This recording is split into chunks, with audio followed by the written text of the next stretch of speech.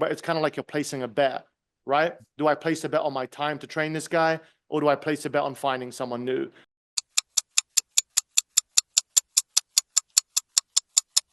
I will say that there is an exception, right? The exception is sometimes someone comes on your team and you can just tell this guy ain't built for this job.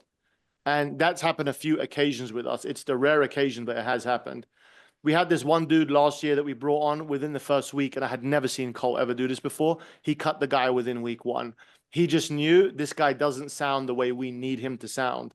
So even if he's only taken 5 calls or 10 calls, there are exceptions where you can just see he ain't bringing the energy to the call. He ain't projecting the right kind of confidence on the call, and he sounds fucking dumb, right? He doesn't sound like a salesman that knows how to navigate a call. In that sense, you can get rid of someone. But there's obviously some people where you can see potential. You're like, hey, look, he's doing right. Just needs to, he's a bit rough around the edges, and you can kind of bring him up. So it took us 1 year, more than a year, to find our champion. So it takes a long time to find a champion, right? It sounds like with the last guy, you know, for whatever freak reason, you found that guy on day one. But it can't, when I say champion, I'm talking about the guy who's smashing out 40 units a month. Like I'm talking like baseball, you know, the heavy hitters. Took us 1 year. And we had like 25 unit guys, 28 unit guys, 22 unit guys.